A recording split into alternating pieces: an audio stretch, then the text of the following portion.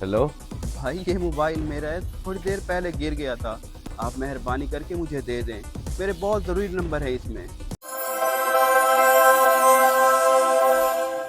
अब्बा, अगर आपका कहीं काम नहीं लग रहा तो मुझे किसी के घर झाड़ू पोछे के काम पे लगा दे। चलो कुछ पैसे तो आ जाएंगे ना। ये क्या कह रही हो बेटी तुम? बाप के होते हुए बेटी किसी के घर में काम करे तो फिर बाप के लिए तो डूब मरने का मुकाम है। ऐसी बात दोबारा न करना। मैं कर लूंगा कुछ। मेरी ये माजूरी मेरी रोजी में रुकावट बन गई है, वरना ऐसे हालात कभी नहीं थे हमारे। सच कह रहे हैं अब्बा आप, वाकई ऐसे हालात कभी नहीं थे हमारे। घर में आटा खत्म है और 3 दिन से अम्मा की दवाई भी खत्म हो गई है। जानता हूँ मेरी बेटी, सब जानता हूँ, मगर क्या करूँ, मजबूर हूँ मैं। ना कोई काम देता है और ना ही कोई उधार। कोई हमारी मदद करे ये तो बहुत दूर की बात है। अब तो अल्लाह पाक ही हमारी कोई मदद करे तो करे, बंदों से तो कोई उम्मीद नहीं है। खैर, तू परेशान ना हो, मैं करता हूँ कुछ।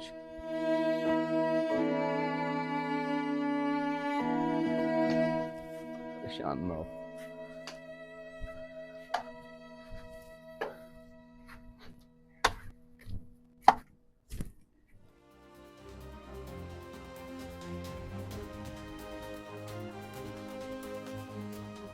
या अल्लाह, हम गरीबों पे अपना करम फरमा और हमारी मदद कर दे मेरे मालिक। तेरे सिवा कौन है मदद करने वाला? तू ही तो सबको रोजी देता है। और चाचा, खैर तो है तुझे? तू तो ठीक से चल भी नहीं सकता और मेरे पास आ गया काम मांगने के लिए। लगता है हालात ने पागल कर दिया है तुझे। हालात ने पागल तो नहीं किया सुफियान बेटा, मगर मजबूर ज़रूर कर दिया है। मेरी गैरत मुझे इजाज़त नहीं देती कि मैं किसी के आगे हाथ फैलाऊं। मैंने सारी ज़िंदगी मेहनत मजदूरी की है, मुझसे मांग के नहीं खाया जाता। बड़ी जिल्लत महसूस होती है। तू बड़ी प्लानिंग से चल रहा है। तुझे अच्छी तरह पता है कि तेरी मजदूरी की वजह से तुझे कोई काम पे नहीं रखेगा, और तेरी ये जज्बाती बातें सुन के तुझे कुछ ना कुछ पैसे दे देंगे और तेरा काम बन जाएगा। मांगने का अच्छा तरीका ढूंढा है तूने। बेवकूफ़ समझा है क्या मुझे? पैसे वाला कभी बेवकूफ़ नहीं हो सकता, और अगर कभी कोई पैसे वाला बेवकूफ़ी की बात कर भी दे तो सब लोग वाह वाह करते हैं कि कहीं वो नाराज़ ना हो जाए। और अगर कोई गरीब अक्लमंदी की बात कर दे तो सब लोग उसे बेवकूफ़ समझते हैं, पागल कहते हैं। अल्लाह पाक आपको और पैसा दे ताकि अक्लमंदों में आपका शुमार बना रहे सुफियान भाई।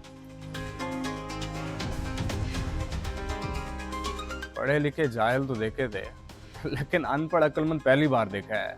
भाड़ में जाए ऐसी अक्लमंदी जिसका कोई फायदा ही ना हो। पैसा ही सब कुछ है भाई। आपकी थोड़ी सी मदद चाहिए रशीद भाई, बड़ी परेशानी में आया हूँ आपके पास। घर में आटा ख़त्म है और घर वाली की दवाई भी लेनी है मैंने। अगर आप मार्केट में मेरा कोई कहीं काम लगवा देंगे तो आपकी बड़ी मेहरबानी होगी। इस हालत में तुम्हारा कहाँ काम लगवा दूं भाई, मुश्किल है। मजदूर बंदे को भला कौन काम पे रखता है, तुम खुद समझदार हो। मैं समझ सकता हूँ, आप बिल्कुल सही कह रहे हैं, मगर मैं हिसाब किताब करना जानता हूँ। अगर किसी के पास बैठ के हिसाब किताब करने वाला काम हो तो मैं बड़ी आसानी से कर लूँगा। आपका तो बड़ा ताल्लुक है इस मार्केट में। ताल्लुक तो बहुत है, मगर हर किसी के पास अपने बंदे हिसाब किताब वाले हैं। मैं किसी को ये तो नहीं कह सकता कि अपना बंदा हटा के मेरा बंदा रख लो। क्यों मेरा ताल्लुक खराब करना चाहते हो? अरे नहीं नहीं रशीद भाई, अल्लाह माफ़ करे, मैं क्यों आपका ताल्लुक ख़राब करना चाहूँगा। मैं तो बस ये चाहता हूँ कि मुझे कोई काम धंधा मिल जाए, रोज़ी रोटी कमा लूँ बच्चों की। अगर आप काम नहीं दिलवा सकते तो फिर कुछ पैसे ही उधार दे दें, मैं आपको जल्दी वापस कर दूँगा। काम तो है नहीं कोई तुम्हारे पास, उधार लिए हुए पैसे जल्द वापस कैसे करोगे? अजीब ना समझो वाली बात कर रहे हो। वैसे भी महीने का एंड चल रहा है, मेरे पास कुछ नहीं है। चलें, ठीक है रशीद भाई, कोई मसला नहीं है। आपने मेरी बात सुनी, मेरे लिए इतना ही काफ़ी है। अल्लाह पाक आपको खुश रखे। बेवकूफ़ समझ रखा है। तेरे जैसे बंदे से तो दुआ सलामी नहीं रखनी चाहिए। आ जाते मुंह उठा के।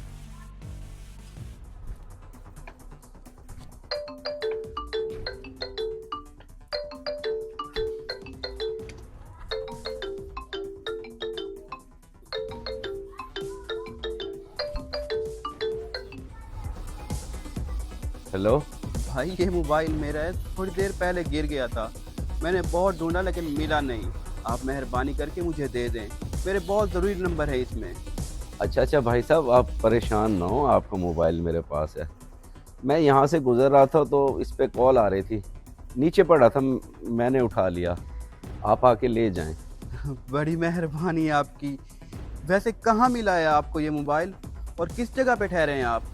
जी मैं इस वक्त ये आस्थान के पास हूँ। यहीं ठहरा हूँ, मैं आपका इंतज़ार कर रहा हूँ, जल्दी से आके ले लें। ठीक है, मैं अभी आया। आपने कहीं जाना नहीं।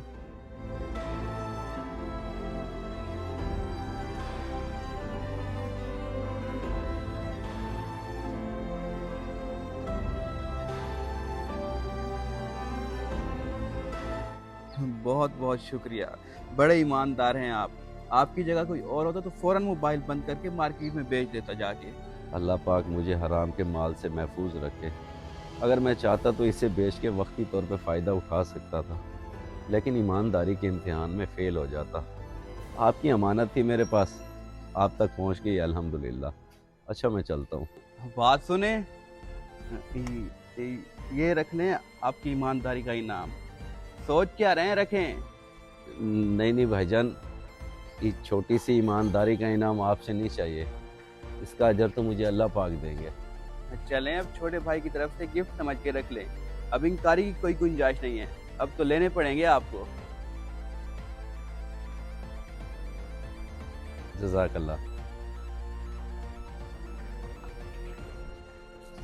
ऐसे लोग अभी भी इस दुनिया में हैं, बड़ी हैरत की बात है।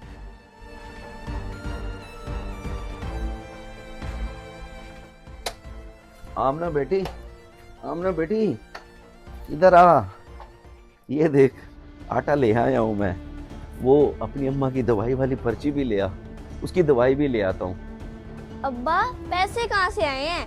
कहीं कोई काम मिल गया है क्या? नहीं बेटी, अभी कहीं काम तो नहीं मिला कोई, लेकिन मुझे बड़ी उम्मीद है अल्लाह से कि वो काम भी दिला देगा मुझे। और रही बात पैसे आने की, तो यूँ समझ कि अल्लाह की तरफ से मदद मिली है हमें। अल्हम्दुलिल्लाह, मैंने अल्लाह ताला से बहुत दुआ की थी अब्बा, और अल्लाह ताला ने इतनी जल्दी मेरी दुआ कबूल भी कर ली। अल्लाह पाक किसी की दुआ रद्द नहीं करते बेटी, ख़ास तौर पे तब जब कोई बेटी अपनी बाप की खातिर दुआ करने के लिए हाथ उठाए तो अल्लाह पाक बेटी की दुआ फ़ौरन कबूल करते हैं। अच्छा चल, ये आटा ले जाओ और वो दवाई वाली पर्ची ला दे मुझे। तू रोटी बनाना, मैं दवाई लेके आता हूँ।